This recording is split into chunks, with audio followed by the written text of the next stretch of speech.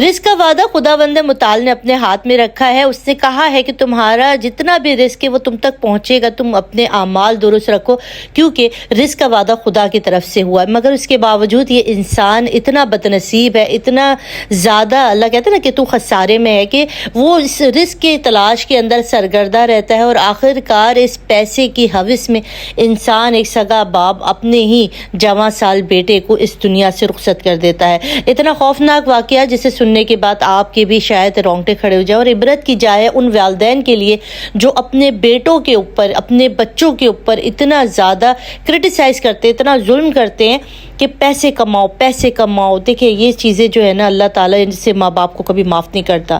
یہ قصہ ہے ایک ایسے لڑکے کا جس کو اٹلی پہنچا, جو بچہ جو ہے وہ یہاں سے ڈینگی لگا کے جو ہے وہ گیا. پہلے وہ فرانس پہنچا, فرانس میں اس کو کوئی خاص کام ملا نہیں. اس کے بعد یہ اٹلی پہنچتا ہے. اٹلی پہنچنے کے بعد اس کو وہاں پہ کچھ ایسے اچھے لوگ ملتے ہیں جو اس کی مدد کرتے ہیں, اس کی رہنمائی کرتے ہیں. بڑی محنت سے یہ وہاں پر رہتا ہے اور وہاں پہ رہنے کے بعد یہ جو ہے اپنے جاب وغیرہ کنٹینیو کرتا ہے. اس کے بعد جب اس کی ملازمت اچھی ہو جاتی ہے تو یہ پیسے بیچنا شروع کرتا ہے. اپنے پاکستان میں خیبر پختونخوا میں اس کے والدین رہتے تھے, ان کو یہ پیسے بیچنا شروع کرتا ہے. اب یہ لڑکا یہاں پہ محنت بھی کرتا ہے اور ساتھ ساتھ اپنے ویزے کی اپلائی اور جو آپ کو پتہ ہے پیپر پروسیس ہے وہاں پر, اس کو بھی ساتھ ساتھ جاری رکھتا ہے. اس کو تقریباً وہاں پر اٹلی کے اندر 4 سے 5 سال لگ جاتے ہیں, مگر اس کا پیپر جو کاغذات ہیں وہاں پہ رہنے کے یا اسٹے کرنے کے, اس کے اندر کافی مشکلات ہو جاتی ہیں. بہت زیادہ اس کے اندر پرابلمس آ رہی ہوتی ہیں. آپ کو پتہ ہے کہ وہاں پر ابھی بہت زیادہ قانون سخت ہے, جس کے بعد اس کو جو ہے کچھ ایسا اس کے پاس پروسیس آتا ہے کہ اس کو واپس پاکستان آنا پڑتا ہے. کچھ اس کے پروسیس ہوتا ہے پیپر میں کہ اسے لازماً پاکستان آنا پڑتا ہے, اور یہ بندہ جو ہے یہ لڑکا پاکستان آ جاتا ہے. جب یہ پاکستان آتا ہے تو اپنے ساتھ ایک زبردست قسم کی رقم بھی لاتا ہے. ماں باپ کو بھی ٹھیک ٹھاک رقم یہ بیچتا ہوتا تھا.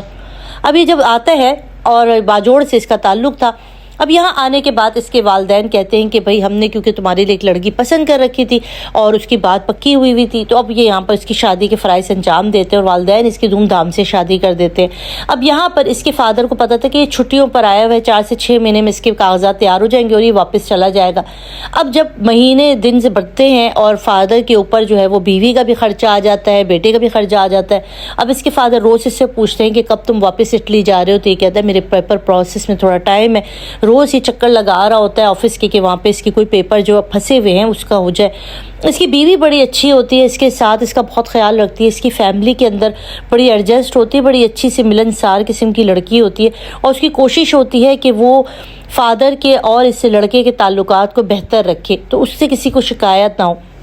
اس لڑکے کے جو فادر تھے, کیونکہ آپ کو پتہ ہے جس سائٹ پہ باجوڑ سائٹ کے جو یہ لوگ ہیں تھوڑے سے سخت مزاج ہوتے ہیں, بچوں کو فیملیز کو اپنے انڈر میں رکھنے والے ہوتے ہیں.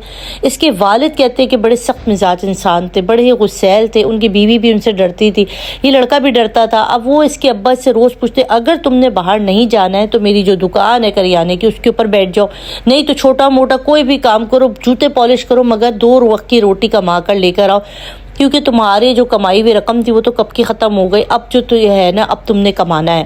اب یہ لڑکا کہ میرا پیپر جو ہے وہ ابھی بن جائے گا, اب بن جائے گا. اب گھر میں جو ہے نا روز کی کل لگ گئی, روز کی اس باپ بیٹے کے اندر تکرار اتنی بڑھ گئی کہ جس کو جو ہے وہ سنبھالنے کی کوشش کرنے والی بہو بھی جو ہے وہ اس کے اندر آ جاتی, کیونکہ اس کو بھی بے نقط سنائی جاتی, اس کو بھی ذلیل کیا جاتا, سسر کے ہاتھوں وہ بھی ذلیل ہوتی. اور ایک دن جب یہ گھر پر آیا اور اس نے دیکھا کہ اس کے فادر جو ہے اس کی بیوی کو بہت زیادہ سنا رہے ہیں, تو یہ اس کے آگے آتا ہے اور اپنے فادر کو کہتا ہے کہ آپ کو جو کچھ بھی کہنا آپ مجھ سے کہا, میری بیوی کو کاہے کو سناتے ہیں. تو اس کے فادر جو ہے وہ اس لڑکے کو بہت زیادہ سناتے ہیں, جس کے اوپر یہ گھر چھوڑنے کا فیصلہ کر لیتا ہے اور یہ اپنا سامان لے کر نکل جاتا ہے. کچھ دن بیوی کے گھر پہ رہتا ہے, اس کے بعد ایک کرائے پہ گھر لا کر وہاں پہ چلا جاتا ہے. اور یہ روز پیپر کی کاغذات کی تیاری کر رہا ہوتا ہے, مگر اس کے اندر یہ سفل نہیں ہوتا. ایک چھوٹی سی دکان ہوتی ہے جس کے اندر یہ کام کرنے لگتا ہے تاکہ گھر کا چھوٹا موٹا جو کام ہے وہ چل پڑے. پھر ایک دن اس کے حالات ایسے ہو جاتے ہیں کہ یہ اس کے گھر پر اس کے فادر آتے ہیں دیکھنے کے لیے اور اسے پوچھتے ہیں, کیونکہ انہوں نے کچھ رقم قرضے کے طور پر لی ہوئی تھی اور جس کی ادائیگی کرنی تھی, کیونکہ شادی جو کی گئی تھی دھوم دھام سے جس کے اوپر لاکھوں روپے لگائے تھے اس کے فادر نے, وہ کہیں سے قرضہ اٹھایا تھا. وہ قرض ان کے پیچھے لگا ہوا تھا, جس کے پیچھے یہ اپنے بیٹے کے پیچھے لگے ہوئے تھے کہ مجھے ایک خطیر رقم جو ہے وہ چاہیے، تم اٹلی چلے جاؤ، نہیں تو پاکستان میں ہی رہتے ہوئے تم ایسا کام کرو کہ جو میں سود بھر رہا ہوں اس کے اندر کی رقم جو ہے وہ بھروں۔ اب یہاں پر وہ بیٹا کہتا ہے کہ آپ کو کس نے کہا تھا، کس نے مشورہ دیا تھا کہ آپ اتنی خطیر رقم جو ہے وہ لے لیں اور اس کے اوپر سود بھریں۔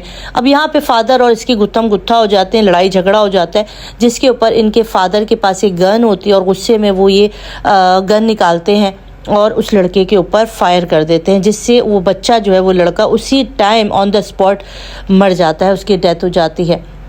اتنا خوفناک یہ واقعہ جو اس کے ایک فرینڈ تھے، جو قریبی ذرائع تھے، انہوں نے بتایا کہ یہ ایک دم نادستہ ہوا۔ ان کے فادر بڑے شرمسار تھے کیونکہ ظاہر وہ اس کو مارنا نہیں چاہتے تھے۔ گن آپ کو پتہ ہے کہ ہمارے پختون بھائیوں کے پاس اکثر ان کے پاس گن ہوتی ہے۔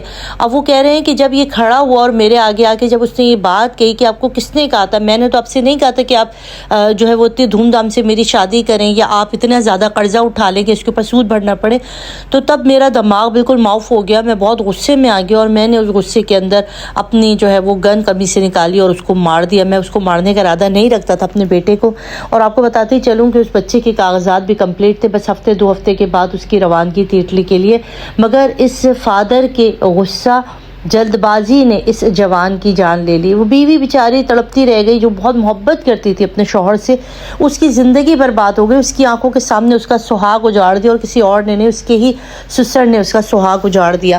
اسی اسلام میں جو ہے نا غصے کو حرام قرار دیا گیا ہے، مگر ہمارے مردوں کو کیا ہی کیا جائے کہ غصہ کہتے ہیں کہ مرد کی شان ہے، جبکہ جو چیز بھی اسلام کے اگینسٹ آ جائے وہ کبھی بھی مردوں کی شان نہیں ہو سکتی۔ آپ یقین کیجئے، ہم لوگ اکثر یہ بات ہمارے کہی جاتی ہے نا کہ مردوں میں غصہ، دیکھیں غصہ شیطان کا دوسرا روپ ہے، شیطان کا ایک روپ اللہ نے حرام قرار دیا ہے کہ آپ غصے کی حالت میں کچھ ایسی چیزیں ہو جاتی ہیں جس کے بعد آپ کو بعد میں افسوس ہوتا ہے۔ اب اس جوان نے جس نے اتنا پیسہ لگایا، ڈنگی لگا کر یہ اتنے ملکوں میں پہنچا، فرانس پہنچا، کہاں کہاں پہنچا، یہ اسٹرگل کرتا رہا، کس کے لیے کر رہا تھا؟ اپنی فیملی کے لیے کر رہا تھا۔